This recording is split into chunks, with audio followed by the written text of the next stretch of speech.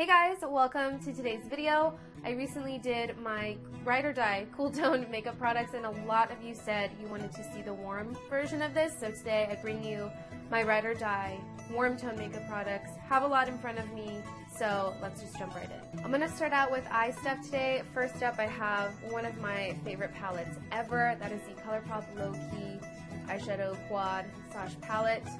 This is like the ultimate easy to use warm tone palette. The shimmer in here is phenomenal. The mattes blend out so easy. They're my favorite mattes, to be honest with you. I love ColourPop mattes. They're not only affordable, they just really do all the work for you. And the shades in this are really pretty, and I feel like they complement a lot of different skin tones. You can either go all in with this trio of warm shades, or you can kind of amp it down and just go in with like this lighter one that's a little bit more neutral. Lots of options between those four shades despite them being quite similar. The Identity palette by Persona Cosmetics has been a fave of mine since the day I got it. This brand is owned and created by one of my good friends, Sona Gasparian. She's also a beauty guru on YouTube, who I will link in the down bar if you're not aware of who she is. She's awesome. She also makes really dope ass makeup. Every shade in this palette is really excellent, really nicely pigmented. The only one that I found to be lacking was this one here, the shade Audacious. It's just a little bit drier than the rest, still has great payoff. This palette's a little bit more smoky. This is the palette that I usually travel with though, just because it has enough shades here for any daytime looks I want to do, and then lots of deep shimmers here for the more nighttime / event makeup looks that I would be doing when I'm traveling. I have two cream shadows here. The first is Terra by Nude Sticks. This is a new obsession of mine. This is the perfect caramel, terracotta brown, really beautiful, really does not crease. I usually have creasing problems with cream shadows, but this one really sticks in place and doesn't feel sticky or heavy on the eyes. It really just feels lightweight. You can't really tell it's there throughout the day, and it doesn't blend out weirdly. A lot of cream shadows for me tend to be too smudgy and kind of lift up on themselves, but the Nude Sticks mattes I find to be seamless in their blend. The Bare Minerals 5-in-1 BB Advanced Performance Cream Eyeshadow SPF 15 has quite the long name. This is the shade Rich Camel. This is the perfect warm, slightly yellowy nude on my skin tone. This just adds a very natural contoured effect to the eyes. Blends out so prettily. It's like a whipped consistency, so it blends out beautifully with a finger or a brush, whereas the Nude Sticks one I find I have to really blend out with a finger and then go in and refine it with a brush. This one I find can just be slapped on either way, so it's really great for those of you who like an effortless quick makeup situation. Also really doesn't crease, has a nice velvety finish, not so much a sticky cream type of finish. Usually creams are a bit sticky for me. Nice and velvety, really soft. Has SPF 15. Moving into blush, MAC Extra Dimension Blush in the shade Fairly Precious is a really pretty, I would say, apricot shade with a slight cooler toned shift to it, but that cooler tone makes the base color look more like a wet look on the skin rather than like a wash of metallic peach. So you really don't get that reflect until you turn your head, which I find is something that's necessary in an illuminating blush. I find that if the reflect is also the same color as the blush, it tends to look very intense on the apples of the cheeks, but given that it has that different reflect, it's very flattering. It's also very buildable. You can really build it up to be just glossy on the cheeks. You can also apply it to the high points, which I do quite frequently, but as far as everyday blushes go, this has been my everyday go-to for at least the last 2 months. Last blush is Becca Wild Honey. This has been a favorite and a go-to of mine for, I want to say, the last 2 years. It's been close to 2 years. This is just such a beautiful formula. It's one of those mattes that has that slight sheen to it, so as you build it up again, it tends to look more healthy rather than dry and cakey. On me, it reads a really warm tan. It's kind of like one of those nude blushes, whereas if you're very fair, it's going to look more intense, more vibrant on you, and if you're very deep, it's going to look more sheer, more of just that wash of warmth. Moving into bronzers, just going to say it now, I left out Matte Give Me Sun on purpose because I feel like I talk about it way too much, but that is my number one. I do have 4 other bronzers in my rotation that I don't mention as much, that I use just as often. The first 3 are by Jouer, and they're in the shades Sunshine, Suntan, and Sunswept. So these are all very similar. My favorite shade is Suntan, which is this middle one. It's more of like kind of an oaty, a bit of an oat shade, a wheat shade. It's more of a yellow-based bronzer, which is very rare. A lot of bronzers that are warm, obviously, all read orange. very uncommon to find a good yellow-based bronzer.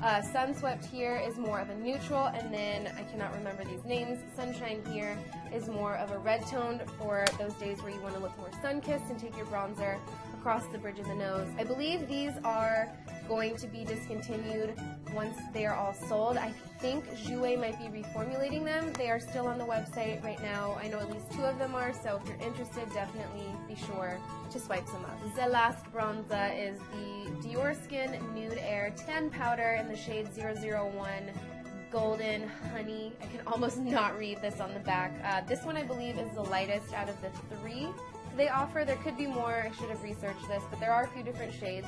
This is a completely matte bronzer. It's very airy, wispy, very finely milled powder. It's not dense and heavy. With matte bronzers, I tend to try to reach for ones that are very similar to this Dior one, because matte bronzers are the bronzers that are notorious for sticking down if your face isn't perfectly set. When this one does tend to stick down, I find that it's very easy to blend it out because it's not so heavy on the skin, and I find the shade to be very flattering. It's just orangey enough without being intimidating, and it has quite a bit of yellow in the orange, I find, so it's just pretty flattering, a nice flattering warm bronzer. I would say it's between Jouer Suntan and Matte Give Me Sun. It's like the perfect baby of those 2 shades. Moving into illuminators, I have 2 in front of me, which I thought I would have way more, but apparently I only really love 2 warm highlighters. The first is Ofra Rodeo Drive. This has to be like one of my favorite highlighters, probably like my number 2 favorite, just because it is quite dark for my skin tone, but it is just so beautiful. It's the most beautiful, shiny, glossy, medium, whitish gold. I can barely get away with it looking completely invisible on my skin, so when I'm not having the light hit it and I face forward, you don't see that like bit of darkness here. It's just really just like a natural glow from within vibe. It's so pretty. I feel like this is going to be very, very flattering on those of you who are tan to medium to deep, etc. It's just going to be that beautiful go-to golden highlight. The Milk Holographic Stick in the shade Mars is a new ride or die for me. This one's just so cool. I love this because it's a cream highlighter, but it dries down and does not budge. It lasts through sweat. You can touch your face and not have to worry about it coming off. And I've mentioned this before, but it can be applied over powder and it does not lift it up. It doesn't lift up your concealer or your foundation. It just goes on smoothly. It's really, really good. Last up, we have the lips. As usual, I have so many in front of me. I have 7 here. I'm going to begin with lipsticks. First up is the Bite Beauty Multi-Stick in the shade Blondie. This is such a cool nude. This is a multi-stick, so you can use it on eyes, cheeks, and lips. I prefer to keep this on the eyes and lips. It's very similar to Terra by Nude Sticks, but it's just slightly more yellow and slightly more deep.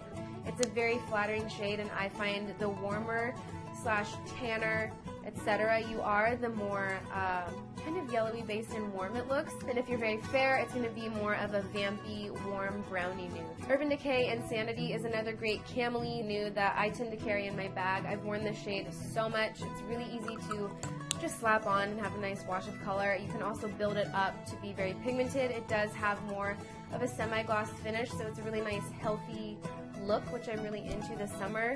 I don't love glosses for every day, but I do love more than a matte lip, kind of over the whole matte vibe, and this gives it to me. Uncontrollable by MAC is a matte dusty orange shade. I'm wearing this today, and it does have a slight sheen to it. This is one of my favorite lipsticks of all time. I am a collector, hoarder of orange lip products. I can never find the perfect orange for me that's not super bright or whatever.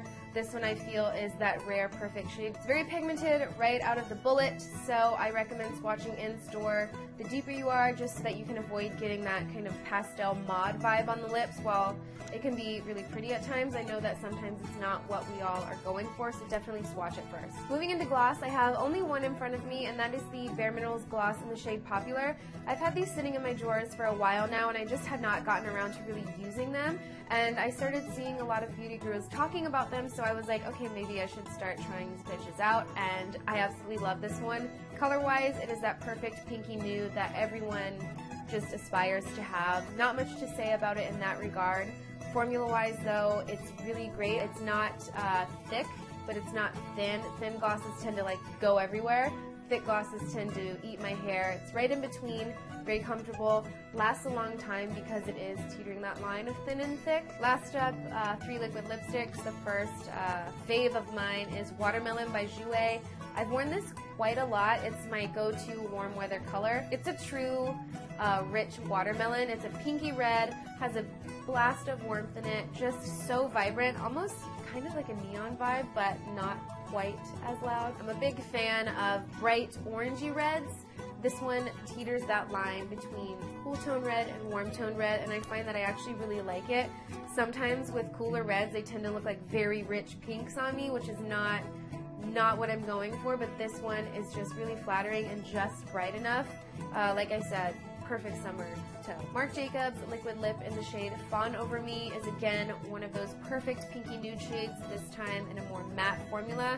Really love these Marc liquid lips because they are not completely matte. They do have a healthy sheen to them. They don't dry down and kind of suction down onto your lips. They are transferable, but they do last for hours on end. This is my favorite shade from his collection just because it's just nude enough for me to where it almost blanks out the lips, but not so nude that they look like concealer lips. So it's really great for days where I have really intense or dark eye makeup. And very last, I have the Wet n Wild Liquid Catsuit Lipstick in the shade Nudist Peach. This is a pinky nude. It's a pinky nude with a bit more of a peach touch. Formula-wise, it's really unique. I feel like it's more of a gel application, whereas most drugstore liquid lipsticks really do not play around. They are so drying and long-lasting. I feel like they're just very dry.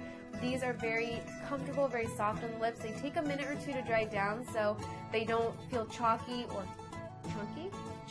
I almost said crunchy. That would be weird. Just really comfortable. They don't go on super pigmented, so you can build them up to intensity, but they're also not streaky. They're really great, I would say, starting formula for any of you who are just starting to dabble into the realm of liquid lipsticks. So yeah, that wraps up today's video. I hope you guys enjoyed this. I tried to breeze through everything as quickly as I could while still giving you the most info I could on the product. So let me know if you try anything out and how you like it. Anyway, thank you guys so much for tuning in. I really appreciate it, and we'll chat again in my next video.